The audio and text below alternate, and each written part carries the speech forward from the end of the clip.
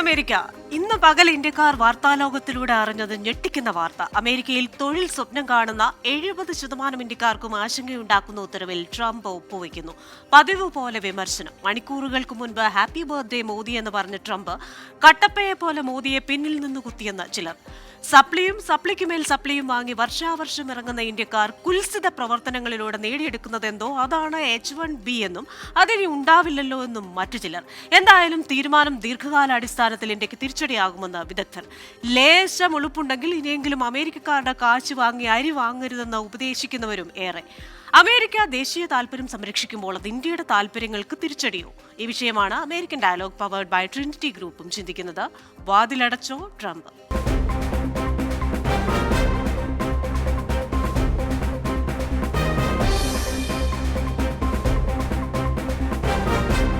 ഇന്നത്തെ എന്റെ അതിഥികൾ ഡെമോക്രാറ്റ് അനുഭാവിയും സംരംഭകനുമായ ചെറിയാൻ ജേക്കബ്, കൺസർവേറ്റീവ് ആക്ടിവിസ്റ്റും റിപ്പബ്ലിക്കൻ പാർട്ടി മെമ്പറുമായ വിൻസെന്റ് സേവ്യർ പാലത്തിങ്കൽ, സോഫ്റ്റ്വെയർ പ്രൊഫഷണലായ വിശാഖ് ചെറിയാൻ എന്നിവരാണ്. എല്ലാ അതിഥികൾക്കും എല്ലാ പ്രേക്ഷകർക്കും American Dialogue powered by Trinity ഗ്രൂപ്പിലേക്ക് സ്വാഗതം. അതിഥികളിലേക്കാണ് ആദ്യം ശ്രീ ചെറിയാൻ ജേക്കബിലേക്കാണ്. ശ്രീ ചെറിയാൻ ജേക്കബ്, നമുക്കറിയാം ഏറ്റവും അധികം ഇന്ത്യക്കാർ ഉപയോഗിക്കുന്ന ഒരു വിസ സൗകര്യമാണ് H1B. ഇത് ഇന്ത്യക്കാർക്ക് വേണ്ടി ഉണ്ടാക്കിയിരിക്കുന്ന ഒരു സംവിധാനമാണെന്ന് പോലും പറയാറുണ്ട്.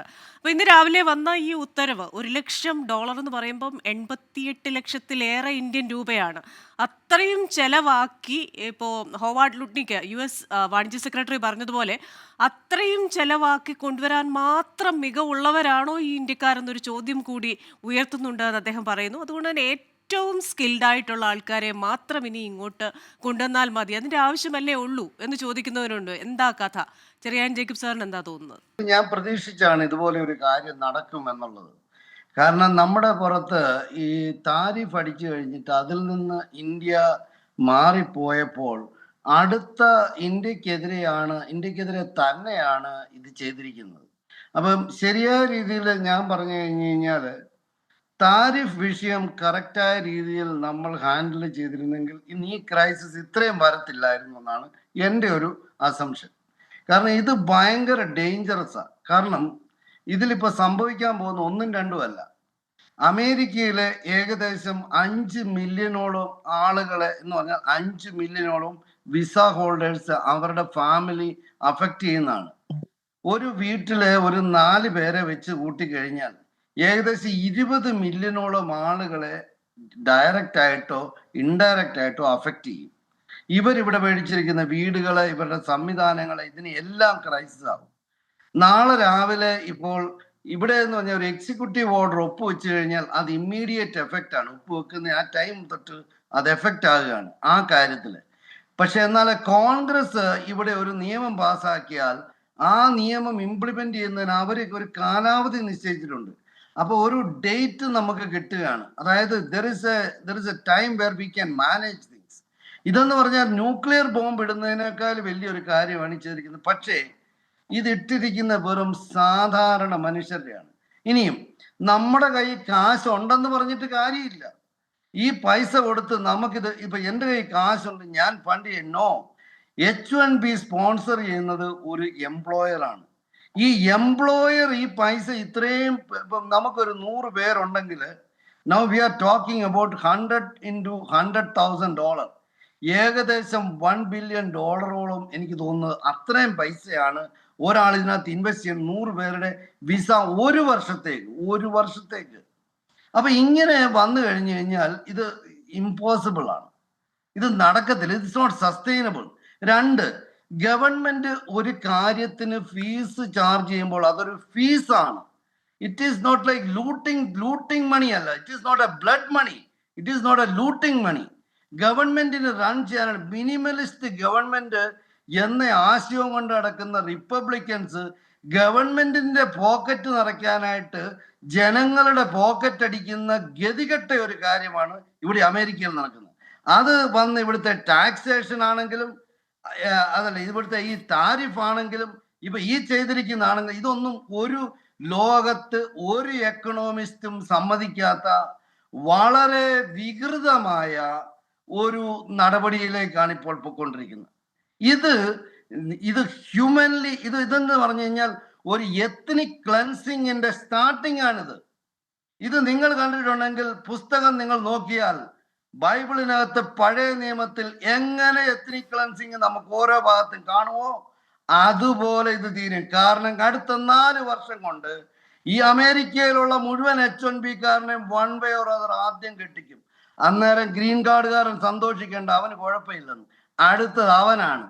അത് കഴിഞ്ഞു കഴിഞ്ഞാൽ ഇവിടെ സിറ്റിസൺ ആയവനാണ്. No, this is a white supremacist country ആക്കി മാറ്റാനുള്ള ഒരു നടപടിയാണെന്നുള്ളത് കണ്ടിട്ട് മനസ്സിലാകുന്നില്ലെങ്കിൽ അവര് ചരിത്രം വായിച്ചിട്ടില്ല, അവർക്ക് ചരിത്രം അറിയത്തില്ല.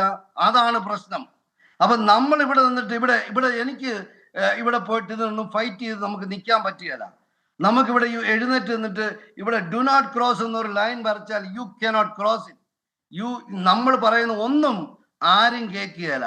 നമ്മൾ ഇവിടെ ജസ്റ്റിസ് ഫോർ ഓൾ എന്ന് പറഞ്ഞ് നമ്മൾ ഈ രാജ്യത്തിന്റെ കൊടിയും പിടിച്ച് നമ്മൾ ഇതിനു വേണ്ടിയിട്ട് സ്റ്റാൻഡ് ചെയ്തപ്പോൾ ഇപ്പോൾ ഇൻജസ്റ്റിസ് ഫോർ ഓൾ ആണ് ഇന്ന് അമേരിക്ക കൊടുക്കുന്നത്. Injustice for all, injustice for the people in America, injustice for the partners, injustice for the neighbours, injustice for the world. That is what is happening. ഇവരിതിനെ ന്യായീകരിക്കാനായിട്ട് ഇവരിതിന് എന്തുകൊണ്ട്, അതായത് എനിക്ക് ഈ കാര്യം ലോജിക്കലായിട്ട് കോമൺ സെൻസിൽ ഇത് പറഞ്ഞ് മനസ്സിലാക്കി തന്ന ഐ ക്യാൻ അക്സെപ്റ്റ് ഇറ്റ്. നിങ്ങൾക്ക് ഇവിടെ സേഫ് ആയിട്ട് നിങ്ങൾക്ക് വെളിയിൽ ഇറങ്ങാൻ പറ്റത്തില്ല. ഇന്നലെ നമ്മൾ വെളിയിൽ ഇറങ്ങി ഈ കാര്യം ഇവിടെ വെളിയിലോട്ട് പോകുമ്പോൾ തന്നെ ആളുകൾ നീയൊക്കെ എന്തിനാണ് ഇവിടെ നിൽക്കുന്നത്, പോയിക്കൂടെ എന്ന്. ഇതാണ് വെള്ളക്കാരന്റെ ഇന്നത്തെ ഇവിടുത്തെ ചിന്ത. അതിന്റെ അർത്ഥമുണ്ട്. തൊലി വെളുത്തെന്നോ നമ്മളിവിടെ റിപ്പബ്ലിക്കൻ പാർട്ടിയിൽ സ്ഥാനമാണെന്നോ പറഞ്ഞിട്ട് കാര്യമില്ല സാർ. വിൻസെന്റ് സാറിനോട് പറയുന്നത്, you are the next target, so you can wait for your turn.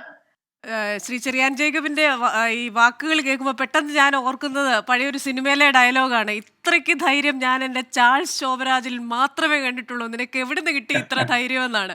കാരണം ഒരു വിസയ്ക്ക് അപ്ലൈ ചെയ്യുന്ന ഓരോ ഇന്ത്യക്കാരനും സോഷ്യൽ മീഡിയയിൽ 5 വർഷം മുമ്പ് ട്രംപിനെ കുറിച്ച് എന്തെങ്കിലും പറഞ്ഞാൽ പോലും ഡിലീറ്റ് ചെയ്യുന്ന സമയത്ത് അമേരിക്കയിൽ ഇരുന്ന് ഇത്രയും കാര്യങ്ങൾ പറയാൻ കാണിക്കുന്ന ഒരു ധൈര്യമുണ്ടല്ലോ. അപ്പോൾ അത് കാണുമ്പം ഇവിടെ ഇപ്പുറത്തെ വിൻഡോയിൽ നിന്ന് വിൻസെന്റ് സേവ്യർ പാലത്തിങ്കിൽ ഇങ്ങനെ കാണാതെ പഠിച്ചു വെച്ചിരിക്കുന്ന കുറേ കാര്യങ്ങളുണ്ട്. എണ്ണി പറയാൻ ഇന്ത്യക്ക് ഇത് ഗുണം ചെയ്യും, എന്താ പറയുന്നത്, ഒന്ന് ചീഞ്ഞ് മറ്റൊന്നിന് വളമാകുമെന്ന് പറഞ്ഞ പോലെ ഇന്ത്യക്ക് ഇത് വലിയ ഗുണം ചെയ്യുമെന്ന് പറഞ്ഞാൽ പോയിന്റ് നമ്പർ 1, 2, 3 ഒക്കെ കണ്ടുപിടിച്ച് ഇങ്ങനെ വെച്ചേക്കുക. അപ്പൊ നമ്പീശൻ എന്തോ വലുത് വെച്ചിട്ടുണ്ട്. അപ്പൊ പറഞ്ഞോളൂ വിൻസെന്റ് സേവ്യർ പാലത്തിങ്കിൽ. ഇപ്പം ഇത്രയും പ്രശ്നങ്ങൾ ഇവിടെ ഇന്ത്യക്കാരൻ ഫേസ് ചെയ്യുന്നുണ്ടെന്നുള്ളൊരു തോന്നൽ ചെറിയാൻ ജേക്കബ് ഇവിടെ ഇരുന്ന് ചെയ്തത് ഒരു ഡെമോക്രാറ്റിക് പെർഫോമൻസ് ആണ് ഇപ്പൊ ചെയ്തത്. ചെറിയാൻ ജേക്കബ് ട്രംപിനെ പണ്ട് തുടങ്ങിയ ഭാഷ ചെയ്തിരുന്ന ആളാണ്. ചെറിയാൻ ജേക്കബിനെ സംബന്ധിച്ച് ഇതൊരു ഓപ്പർച്യൂണിറ്റിയാണ്. ട്രംപിനെ ഭാഷ ചെയ്യാനും ഇന്ത്യക്കാരന്റെ ഇമോഷൻസ് മുതലെടുക്കാനുള്ള ഒരു ഓപ്പർച്യൂണിറ്റിയാണ്. പുള്ളി പറഞ്ഞതിലെല്ലാം പുള്ളി തന്നെ വിശ്വസിക്കുന്നുണ്ടെങ്കിൽ പുള്ളി ഇന്ന് ഈ പ്രഭാഷണത്തിന് വരുമല്ലോ, ഉടനെ ടിക്കറ്റ് എടുത്ത് ഇന്ത്യക്ക് പോകാൻ നോക്കും, right? But is not doing it. So that itself is telling that is just making it up. ഈ പുതിയ റൂള് ക്രിസ്റ്റീനെ ഇത് വായിച്ചിട്ടുണ്ടെങ്കിൽ അറിയാം, ഇത് പുതിയ H1സിനാണ് ബാധകമാകാൻ പോകുന്നത്. എൻ്റെ നീസസും നെഫ്യൂസും ഇപ്പോഴും ഇവിടെ H1ലുള്ളവരുണ്ട്, ഇവിടെ ഗ്രീൻ കാർഡിന് വേണ്ടി wait ചെയ്തുകൊണ്ടിരിക്കുന്നവരുണ്ട്.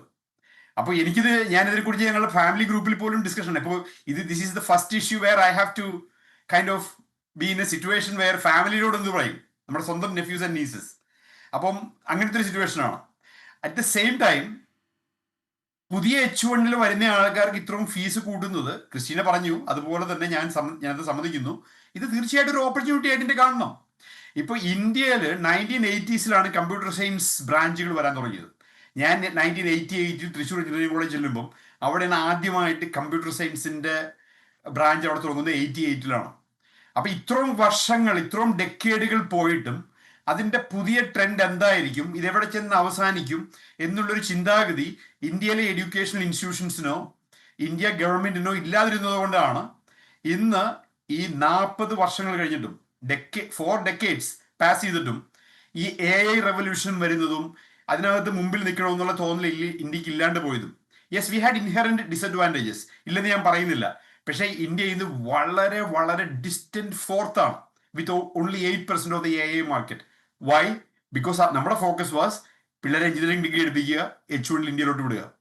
On the other hand ചൈനക്കാരൻ എന്താ ചെയ്ത് ഇവിടെ പഠിക്കാൻ വന്നു, ഇന്ത്യക്കാരെ പോലെ തന്നെ ചൈനക്കാരും പഠിക്കാൻ വന്നു. കമ്പ്യൂട്ടറും സാധനങ്ങളും ഒക്കെ പഠിച്ചു കഴിഞ്ഞപ്പോഴത്തേക്കും അവരെ എൻകറേജ് ചെയ്തു തിരിച്ചു ചെല്ലാൻ. അവർ തിരിച്ചു ചെന്ന് ആ എക്കണോമിയിൽ എയിലൊക്കെ നടത്തിയ ഇൻവെസ്റ്റ്മെന്റും അതിനുള്ള ബ്രെയിൻ പവറും ഇട്ടതുകൊണ്ട് എന്തുണ്ടായി? ചൈന ഇന്ന് വളരെ സ്ട്രോങ് സെക്കൻഡ് പ്ലേസിലാണ് അമേരിക്കയുടെ പുറകിൽ എയുടെ ടെക്നോളജി. ഇന്ത്യക്കാരൻ ഒരു സോഷ്യൽ മീഡിയ പ്ലാറ്റ്ഫോം പോലും ഉണ്ടോ ഇന്ത്യക്കാരൻ്റെ സ്വന്തം എന്ന് പറയാൻ? ഇന്ത്യക്കാരൻ ഈ ഫേസ്ബുക്കും വാട്സാപ്പും ഒക്കെ തന്നെയാണ് ഇപ്പോഴും ഉള്ളൂ. എന്തുകൊണ്ടാണ്? വിഷൻ ഇല്ലാത്തതുകൊണ്ടാണ്. നമ്മുടെ അപ്പൊ ഇത് പെർപ്ലെക്സിറ്റി ട്രംപ് ആണ് പറയുന്ന അമേരിക്കൻ ഓരോ കമ്പനി ഉപയോഗിക്കുന്നത്, അറിയാവോ? പെർപ്ലെക്സിറ്റി എന്ന് പറയുന്ന പ്ലാറ്റ്ഫോം ഇന്ത്യക്കാരനാണ് വികസിപ്പിച്ചത്. അത് അമേരിക്കൻ കമ്പനി. ഇന്ത്യക്കാരൻ ക്രിസ്റ്റീന ഇത് പറയരുത്. എപ്പോഴും നമ്മൾ ഈ വംശീയത പറയരുത്. ആരാ പറഞ്ഞ? ആരാ അമേരിക്കയിൽ വന്ന് വംശീയത പറഞ്ഞതാരാ? അല്ല, ഇന്ത്യക്കാരൻ അമേരിക്കയിൽ വന്ന് വികസിപ്പിച്ചു ഞാൻ പറയുന്നത് വിൻസ ഒരു കാര്യം, ഇപ്പൊ തന്നെ ഈ ഒരു പോളിസി രാവിലെ പ്രഖ്യാപിച്ചു കഴിയുമ്പോൾ അതിന്റെ ക്ലാരിറ്റി വരുന്നത് വൈകുന്നേരമാകും. അതായത് ഞാൻ ഇന്ത്യൻ സമയമാണ് പറയുന്നത്, വൈകുന്നേരം ആകുമ്പോഴാണ് പുതിയ ആപ്ലിക്കൻസിനാണ് അത് ബാധകമാകുന്നതെന്ന്. അപ്പൊ അതിനോടൊപ്പം തന്നെ മെറ്റ, മൈക്രോസോഫ്റ്റ്, ആമസോൺ എല്ലാം പറയുകയാണ് അവിടെ ഇവിടെ ഒക്കെ ഇരിക്കുന്ന ലോകത്തിന്റെ നാനാഭാഗങ്ങളിൽ ഇരിക്കുന്ന H1B വിസ ഹോൾഡേഴ്സ് തിരികെ വരണം ഒരൊറ്റ ദിവസത്തിൽ. ഇവരെങ്ങനെ വരും എന്നുള്ള അങ്ങനെയൊക്കെ കുറച്ച് കൺഫ്യൂഷൻ ഇവിടെ ഉണ്ടായിട്ടില്ലേ? അങ്ങനെയുള്ള എക്സെപ്ഷണൽ ക്യാരക്ടേഴ്സിനെയും എല്ലാവരെയും ടേക്ക് കെയർ ചെയ്യാനുള്ള സിസ്റ്റംസ് അമേരിക്കൻ ഇമിഗ്രേഷൻ സിസ്റ്റത്തിലുണ്ട്. എക്സെപ്ഷണൽ ആയിട്ടുള്ള ആൾക്കാർ. ഞാൻ പറയാൻ വന്നത് അതല്ല. ഞാൻ ട്രംപിനെ കുറിച്ചോ ഇതുകൊണ്ട് പ്രശ്നം ഇല്ല എന്നോ ഒന്നും അല്ല ഞാൻ പറയാൻ വന്നത്. നമ്മുടെ ഇതിനകത്തുള്ള ആ ഒരു ഓപ്പർച്യൂണിറ്റി, ബേസിക്കലി ട്രംപ് എന്താ ചെയ്യുന്നത്? എന്തിനാണ് ഇന്ത്യക്കെതിരെ ഈ പോക്ക്? റൂട്ട് കോസ് മനസ്സിലാക്കുക. ട്രംപ് വാസ് തിങ്കിങ്, ഈ ട്രംപ് മോഡി, ഹൗഡി മോഡി ഫ്രണ്ട്ഷിപ്പും എല്ലാം വെച്ചുകൊണ്ട് Trump was thinking he can use India to get Russia to be on the American side so that China can be alienated. ഇതായിരുന്നു ട്രംപിന്റെ പ്ലാൻ. ഇന്ത്യ എന്താ ചെയ്തത്? നമ്മളുടെ സാധനങ്ങൾ മേടിക്കുന്ന മാസീവായിട്ട് അമേരിക്കയായിട്ടാണ് ഇന്ത്യക്ക് ട്രേഡ് സർപ്ലസ് ഉള്ളത്. ആ അമേരിക്കയായിട്ടൊരു എതിരഭിപ്രായം വന്നു എന്ന് പറഞ്ഞ് പിറ്റേ ദിവസം നമ്മുടെ സാധനങ്ങൾ ഒന്നും മേടിക്കാത്ത റഷ്യയിലേക്കും ചൈനയിലേക്കും ചെന്ന് അവരുടെയൊക്കെ കൂടെ ഫോട്ടോ എടുത്ത് ഫേസ്ബുക്കിലിട്ടു. ചീപ്പ് പബ്ലിസിറ്റി. എന്താ വിചാരിച്ചത്? ട്രംപ് പേടിച്ചു പോകുന്നതാണ് വിചാരിച്ചത് Modi? So we have to be rational. നമ്മുടെ ഇമോഷൻസ് വിടുക. ഞങ്ങൾ വലിയ ഇന്ത്യക്കാരാണ്. അല്ല, ഞാൻ ചോദിക്കട്ടെ, അപ്പൊ അമേരിക്ക വാങ്ങിക്കുന്നതോ റഷ്യയിൽ നിന്ന് അമേരിക്ക വാങ്ങിക്കുന്ന പ്രോഡക്ട്സോ അതിന് കുഴപ്പമില്ല? അപ്പൊ നമ്മൾ ഈ യുക്രൈനിൽ ഞാൻ പറയാം ഓരോ ഇക്വേഷനിലും ശക്തിയുള്ളവൻ ശക്തി കുറഞ്ഞവനെതിരെ ചൂഷണം, അത് കുടുംബം തുടങ്ങുന്ന സംഭവമാണ്. നമ്മുടെ ചെറിയ ഫാമിലി യൂണിറ്റ് തുടങ്ങുന്ന സംഭവമാണ്. Let us have common sense. അമേരിക്കയ്ക്ക് കളിക്കാൻ പറ്റുന്നവരെ കളിക്കുന്നത്. ഇന്ത്യ കളിക്കാൻ കോപ്പില്ലാതെ കളിക്കുന്നു. അവിടെയാണ് ഇന്ത്യയുടെ പ്രശ്നം. അങ്ങനെ പറയല്ലേ അങ്ങനെ പറയല്ലേ? ഇന്ത്യ പഴയ ഇന്ത്യ അല്ല കേട്ടോ. ഇന്ത്യ പഴയ, ഞാൻ പറയുന്നത് തൃശൂർ എഞ്ചിനീയറിംഗ് കോളേജിൽ പഠിച്ച് കേരളത്തിന്റെ വിദ്യാഭ്യാസ സൗകര്യങ്ങൾ ഉപയോഗിച്ച് പഠിച്ച് അമേരിക്കയിൽ പോയ വിൻസെന്റ് തിരിച്ചു വരണം. കേരളത്തിന് വേണ്ടി വിൻസെന്റ് ബുദ്ധിയും ഒക്കെ ഉപയോഗിക്കണമെന്നാണ് ഞാൻ പറയുന്നത്. And be happy about it. India പഴയ ഇന്ത്യ അല്ലെങ്കിൽ എന്താണ് ഈ ആവശ്യമില്ലാത്ത പൊങ്ങച്ചം? ഇന്ത്യക്കാരൻ ഈ പൊങ്ങച്ചമാണ് ഇന്ത്യക്കാരന്റെ ഏറ്റവും വലിയ പ്രശ്നം. അയ്യോ, പൊങ്ങച്ചല്ല വിൻസെന്റ്, കണക്കുകൾ എടുത്ത് നോക്കണം. ഇന്ന് ലോകത്തില് ഏത് കാര്യത്തിനും ഇന്ത്യയെ മധ്യസ്ഥതയ്ക്ക് വിളിക്കാൻ ആളുണ്ടോ? അപ്പോ ഇന്ത്യ എന്ന് പറയുന്നത് ആ സ്വാതന്ത്ര്യം കിട്ടിയതിന് ശേഷമുണ്ടായ കുറച്ച് വർഷങ്ങൾക്ക് ശേഷമുള്ള ഇന്ത്യ മാറി. ഇന്ത്യ എന്ത് മധ്യസ്ഥത എവിടെയാ ഉണ്ടാക്കുന്നത്? മിലിറ്ററി പവർ ഉള്ളവനാണ് ലോകം ഡോമിനേറ്റ് ചെയ്യുന്നത്. ഇന്ത്യ അല്ല ലോകം ഡോമിനേറ്റ് ചെയ്യുന്നത്. അമേരിക്കയ്ക്ക് എന്തെങ്കിലും വേണമെന്ന് വെച്ച് കഴിഞ്ഞാൽ UN പോലും കല്ലിവല്ലി, they will go do it. India has the power to do that? No. Let us be practical about things. എന്റെ പൊന്നു വിൻസ, നമ്മളിപ്പോ മനുഷ്യർ തമ്മിൽ സ്നേഹം ഉണ്ടാകും. ഇപ്പോ നമ്മൾ തമ്മിൽ ഫ്രണ്ട്സ് ആയിരിക്കും. ചിലപ്പോൾ ഞാനും ചെറിയാൻ സാറുമായിട്ട് എനിമി ആയിരിക്കും. ചിലപ്പോൾ എനിക്ക് തോന്നുകയാണ് അദ്ദേഹത്തിനോട് ഒരു സെൽഫി എടുക്കണമെന്ന്. എന്റെ ഇഷ്ടമല്ലേ? അതിനെന്താ പ്രശ്നം? അപ്പൊ സാറിനെ ഇങ്ങോട്ട് വരുന്നില്ലേ? വിൻസെന്റിനെ ഇങ്ങോട്ട് വരുന്നില്ലേ? ക്രിസ്റ്റീനയുടെ ആവശ്യമാണ്. അമേരിക്കയ്ക്ക് പ്രശ്നം വന്നാൽ ഞങ്ങൾ സഹിച്ചു. അമേരിക്കയ്ക്ക് ഇതുകൊണ്ടുണ്ടാവുന്ന പ്രശ്നങ്ങൾ ഞങ്ങൾ സഹിച്ചു.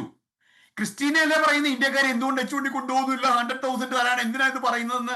എന്തിനാ നമ്മളിപ്പോ എപ്പോഴും ഭിക്ഷാപാത്രമായിട്ട് നിൽക്കുന്ന ആൾക്കാരുടെ മുമ്പിൽ? ഞങ്ങൾ അങ്ങനെ നിൽക്കുന്നില്ല. നമ്മളങ്ങനെ. അത് മാത്രമല്ല, വിൻസെന്റ് സേവ്യർ പാലത്തിങ്കല് ക്യാപിറ്റൽ ഹിൽസിൽ ഉയർത്തിപ്പിടിച്ചത് ഇന്ത്യയുടെ പതാകയാണല്ലോ. ഞാൻ ചോദിക്കട്ടെ, അന്ന് ഇന്ത്യക്ക് ഉണ്ടെങ്കിൽ എന്തിനാണ് ഈ ചർച്ച?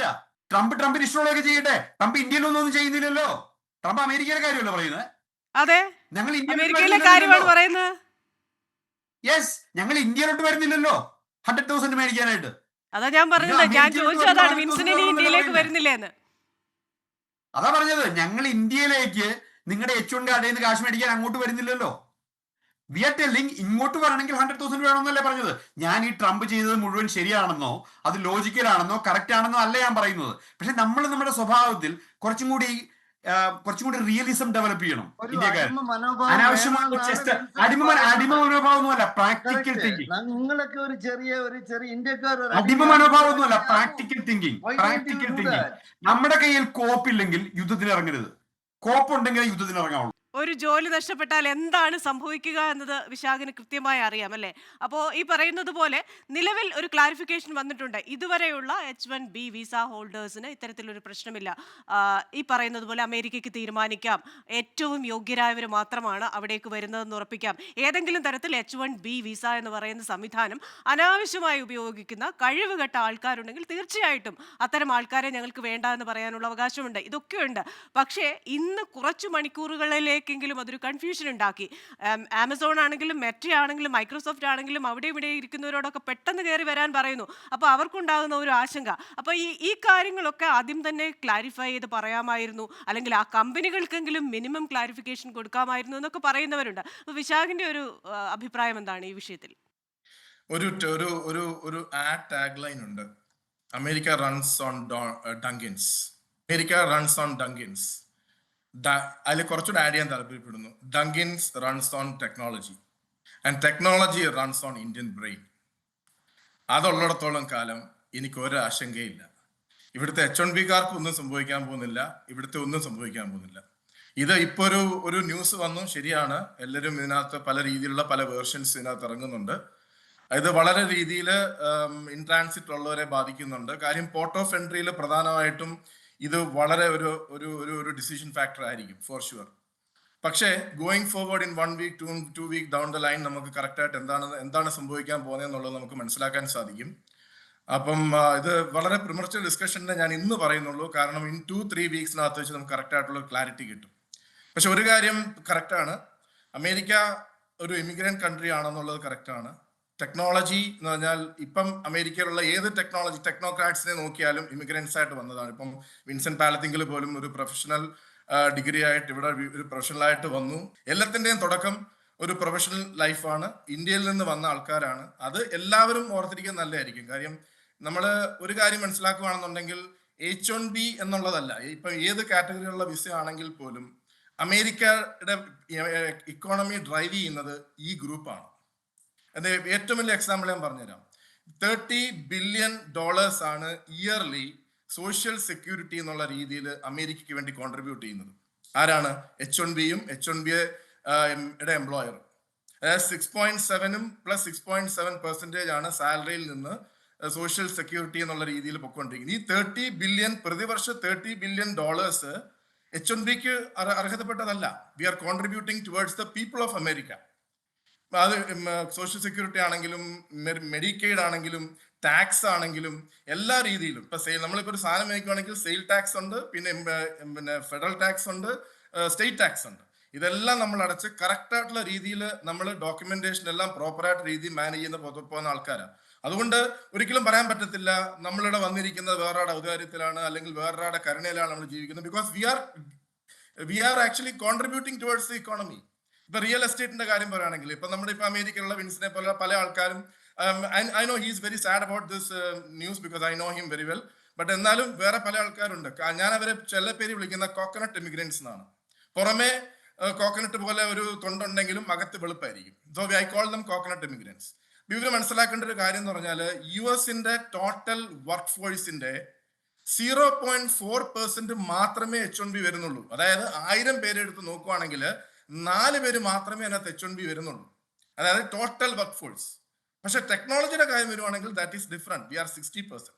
ഇപ്പം അപ്കമിംഗ് ആയിട്ട് ഏറ്റവും കൂടുതൽ ഗ്രോ ചെയ്യുന്ന കമ്പനി എന്ന് പറഞ്ഞാൽ ടെക്സസിലെ ഓസ്റ്റിൻ, നോർത്ത് കരോലൈനയിലെ റാലി, അതുപോലെയുള്ള പല സിറ്റീസ് ഉണ്ട്. നേരത്തെ ഈ സിറ്റീസ് വളരെ ഡൗൺഗ്രേഡ് ആയിട്ടിരുന്ന സിറ്റീസ് ആണ്. ഇപ്പം ഏറ്റവും ടോപ്പ് നോച്ച് ആയിട്ട് കോമ്പീറ്റ് ചെയ്തുകൊണ്ടിരിക്കുന്ന സിറ്റീസ് ആണ് ഇത്. എന്തുകൊണ്ടാണ് റീസൺ എന്ന് വെച്ച് കഴിഞ്ഞാൽ recent they started opening IT companies and technology companies, especially in Atlanta.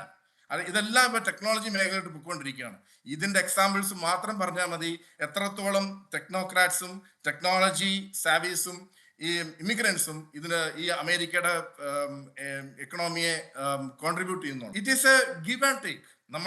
നമ്മൾ അങ്ങോട്ട് കോൺട്രിബ്യൂട്ട് ചെയ്യുന്നുണ്ട്, നമുക്ക് ഇങ്ങോട്ട് കോൺട്രിബ്യൂഷൻ കിട്ടുന്നുണ്ട്. We are staying here with proper documentation.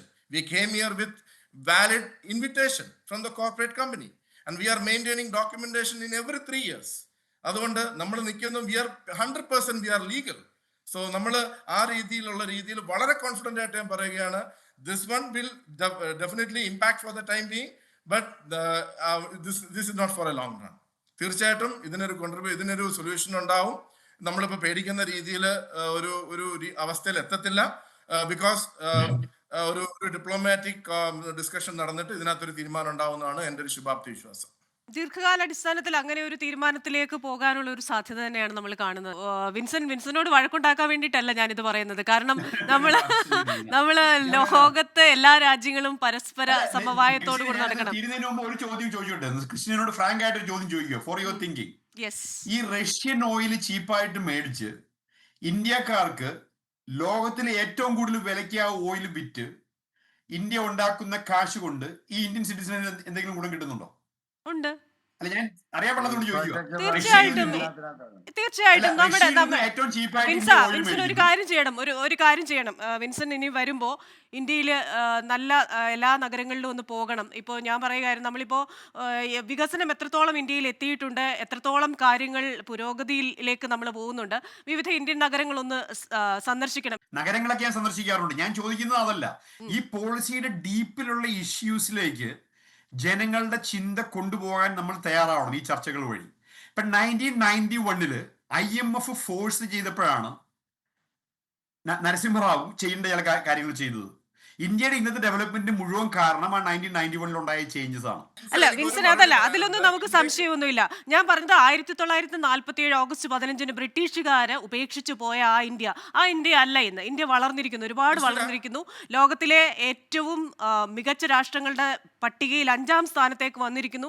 താമസിയാതെ 3ാം സ്ഥാനത്തേക്ക് വരുമെന്ന് പറയുന്നു. വിൻസൻ പറഞ്ഞതുപോലെ തീർച്ചയായിട്ടും നമ്മളതൊരു ഓപ്പർച്യൂണിറ്റി തന്നെയായിട്ടാണ് കാണുന്നത്. അതുകൊണ്ടാണ് ഈ തീരുവ വന്നപ്പോഴാണെങ്കിലും ഇന്ത്യ അതിൽ പരിഭ്രമിക്കുകയോ ആശങ്കപ്പെടുകയോ ചെയ്തില്ല. നമ്മൾ മറ്റ് യൂറോപ്യൻ യൂണിയൻ രാജ്യങ്ങളിലും മറ്റു രാജ്യങ്ങളിലൊക്കെ നമ്മൾ ഓൾട്ടർനേറ്റീവായിട്ട് നോക്കുന്നുണ്ട്. നമ്മുടെ കയറ്റുമതിക്കാർക്ക് നമ്മൾ വേണ്ട പ്രോത്സാഹനം കൊടുക്കുന്നുണ്ട്. ഇതെല്ലാം ചെയ്യുന്നുണ്ട്. ഇനി ഈ കാര്യത്തിലാണെങ്കിലും നമ്മൾ അത് തന്നെ ചെയ്യും. കാരണം ഈ പറയുന്ന സുന്ദർ പിച്ചയാണെങ്കിലും ഇന്ത്യക്കാരായ നാസയിലെ സയന്റിസ്റ്റുകളാണെങ്കിലും വിൻസൻ അടക്കമുള്ള ഒരുപാട് ബ്രെയിൻസ് അമേരിക്ക യൂസ് ചെയ്യുന്നുണ്ട്. നിങ്ങൾ എല്ലാവരും തിരിച്ചു വന്നാലും നമുക്ക് സന്തോഷമേ ഉള്ളൂ. അപ്പോൾ ഞാൻ പറയുന്ന വിൻസൻ അടക്കം തിരിച്ചിങ്ങ് പോരണം. നിങ്ങളുടെയൊക്കെ ആ ഒരു ബ്രെയിൻ ഇന്ത്യക്ക് വേണ്ടി, കേരളത്തിന് വേണ്ടി ഉപയോഗിക്കണം. ഒരു കാര്യം വിശാഖ് പറഞ്ഞിട്ട് നമുക്ക് അവസാനിപ്പിക്കാം. ഞാൻ ഒരു കാര്യം പറഞ്ഞില്ല. വിൻസൻ പറഞ്ഞു ഇന്ത്യക്ക് എന്താണ് അമേരിക്കയെക്കാളും പവർ എന്ന് ചോദിച്ചിരുന്നു. We are the biggest consumer market. Apple ആണെങ്കിലും ഇൻസ്റ്റാഗ്രാം ആണെങ്കിലും ഫേസ്ബുക്ക് ആണെങ്കിലും യൂട്യൂബിന്റെ വ്യൂവേഴ്സിലാണെങ്കിലും എല്ലാ ഇന്റർനെറ്റ് യൂസേജിലാണെങ്കിലും ഇന്ത്യ ഈസ് നമ്പർ 1.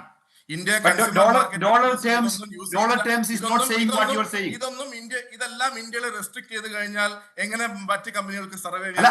ഞാൻ പറഞ്ഞത് വിശാഖ മനസ്സിലാക്കേണ്ടത്, ഇന്ത്യ അമേരിക്ക ട്രേഡിൽ India is having huge forget about the trade. I am not getting into politics. Trade surplus. India is not America's consumer. America is India's consumer. Vincent, trade is different. I am not getting into politics here. Trade പൈസയാണ് കാര്യങ്ങൾ decide ചെയ്യുന്നത് വിശാഖെ, emotions അല്ല. പൈസയാണ് കാര്യങ്ങൾ decide ചെയ്യുന്നത്. India is having huge trade surplus with America. And by destroying that relationship, India is അതുകൊണ്ടാണ് വിൻസന് നമ്മള് powerful ആണെന്ന് പറയുന്നത്. അതുകൊണ്ടാണ് നമുക്ക് ഹ്യൂജ് ട്രേഡ് സർപ്ലസ് ഉണ്ടെന്ന് പറയുന്നതാണ് നമ്മുടെ പവർ.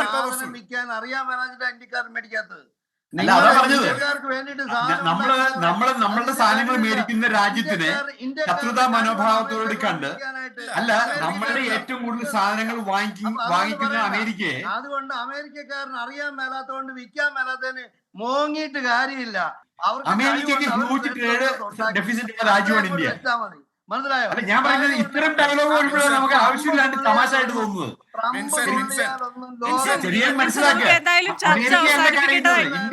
അവസാനിപ്പിക്കേണ്ടതായിട്ടുണ്ട്. ഒരു ഹോളിവുഡ് മൂവിയുടെ ചെലവിൽ നമുക്ക് മാഴ്സിലും മൂണിനും പോയെങ്കിലേ India can do wonders. Vincent, ഇതൊക്കെ സമ്മതിച്ചു, ഇതെല്ലാം സമ്മതിച്ചു. ഞാൻ ചോദിക്കുന്ന ഒറ്റ ചോദ്യമേ ഉള്ളൂ.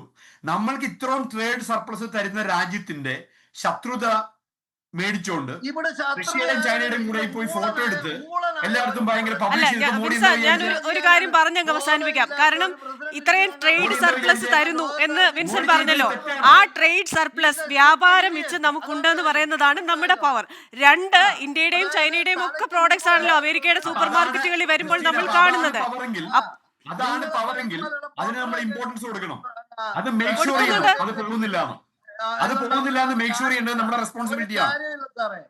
അല്ല, നമുക്ക് ഈ പറഞ്ഞതുപോലെ ഇന്ത്യക്ക് അമേരിക്കയുടെ ആ ഒരു വിപണി നഷ്ടപ്പെട്ട് കഴിഞ്ഞാൽ, നമ്മുടെ ടോപ്പിക് അതല്ലെങ്കിൽ പോലും അമേരിക്കയുടെ ആ ഒരു വിപണി നഷ്ടപ്പെട്ട് കഴിഞ്ഞാൽ ഇന്ത്യക്ക് അത്തരത്തിൽ ഭീകരമായ പ്രശ്നങ്ങളൊന്നും സംഭവിക്കാൻ പോകുന്നില്ല. ഞാൻ പറഞ്ഞത് ലോകമെന്ന് പറയുന്നത് ഒരു സമവായത്തിൽ പോകേണ്ടതാണ്. അത് പരസ്പര ബഹുമാനത്തോടുകൂടെ പോകേണ്ടതാണ്. ചെറിയാൻ ജേക്കബ് സാർ, നമുക്ക് ഈ ചർച്ച ഇവിടെ അവസാനിപ്പിക്കാം. എന്തായാലും വിൻസൻ ക്ഷമിക്കുക. പക്ഷെ ഒരു കാര്യം മാത്രം എനിക്ക് പറയാനുണ്ട്. എപ്പോഴെങ്കിലും ഈ ട്രംപ് വിൻസനെ ഇറക്കി വിട്ട് കഴിഞ്ഞാൽ ധൈര്യമായിട്ട് ആ പെട്ടിയും കിടക്കെ എടുത്തോണ്ടെങ്കിൽ പോന്നോളൂ. ഞങ്ങളെ സ്നേഹത്തോടു കൂടെ സ്വീകരിക്കും. ഞങ്ങൾ എല്ലാവരും കൂടെ വിൻസനും ഫാമിലിക്കും ഉള്ള ചെലവിലും തരും. അപ്പോൾ താങ്ക് യു സോ മച്ച്. ഈ ചർച്ചയിൽ പങ്കെടുത്തതിന് നമ്മൾ കുറച്ച് വിഷയത്തിൽ നിന്ന് വ്യതിചലിച്ചു പോയി. എന്നാലും വിശാഖ് പറഞ്ഞതുപോലെ ദീർഘകാല അടിസ്ഥാനത്തിൽ നമ്മൾ വളരെ ഏർലിയാണ് ഈ ചർച്ച നടത്തുന്നത്. അപ്പോൾ കുറച്ചുകൂടെ കാത്തിരുന്നെങ്കിൽ മാത്രമാണ് ഇതിൽ എന്തൊക്കെ മാറ്റങ്ങൾ ഉണ്ടാകാം. ഇരു രാജ്യങ്ങളും നമ്മൾ ഈ കിടന്ന് ഈ പറയുന്നത് പോലെയല്ല, മോദിയും ട്രംപും കൂടെ ഒരു ഫോൺ കോളിൽ തീരാവുന്ന ഒരു പ്രശ്നമായിരിക്കാം ചിലപ്പോൾ ഉണ്ടാകുന്നത്. അപ്പോൾ ആ രീതിയിൽ പ്രശ്നപരിഹാരം ഉണ്ടാകട്ടെ. വളരെ നന്ദി ഈ ചർച്ചയിൽ പങ്കെടുത്തതിന് ശ്രീ ചെറിയാൻ ജേക്കബ്, ശ്രീ വിൻസൻ സേവ്യർ പാലത്തിങ്കൽ ആൻഡ് ശ്രീ വിശാഖ് ചെറിയാൻ. എന്തായാലും ഈ ദിവസം തന്നെ ഈ ചർച്ച നടത്തുന്നു. നമുക്കറിയാൻ പറ്റില്ല, 1-2 ദിവസത്തിനകം ചിലപ്പോൾ ഇത് കോടതിയിലേക്ക് പോയേക്കാം. കോടതിയിൽ ചോദ്യം ചെയ്യുമ്പോൾ ചില മാറ്റങ്ങൾ ഉണ്ടാവാം. അല്ലെങ്കിൽ തന്നെ ഇരു രാജ്യങ്ങളും തമ്മിലുള്ള സമവായ ശ്രമങ്ങളുടെ ഭാഗമായി ഈ നയത്തിൻ്റെ ഭാഗത്തിൽ മാറ്റമുണ്ടായേക്കാം. എന്തു തന്നെയായാലും നല്ലത് സംഭവിക്കട്ടെ. എല്ലാ രാജ്യങ്ങളും പരസ്പര സഹകരണത്തോടുകൂടെ പോയെങ്കിൽ മാത്രമാണ് ലോകത്ത് മുന്നേറാൻ സാധിക്കൂ. ഒരാൾക്ക് മാത്രമല്ല, എല്ലാവർക്കും. ഓരോ രാജ്യവും മഹത്താകാനുള്ള ശ്രമമാണ് നടത്തേണ്ടത്. ആ ശ്രമത്തിലേക്ക് എല്ലാവരും ഒന്നിച്ചു പോകുമെന്ന ആ ഒരു പ്രതീക്ഷയോടെ American dialogue powered by Trinity group ഇവിടെ പൂർണ്ണമാവുകയാണ്. അടുത്തയാഴ്ച മറ്റൊരു വിഷയവുമായി വീണ്ടും കാണാം. Till then stay safe.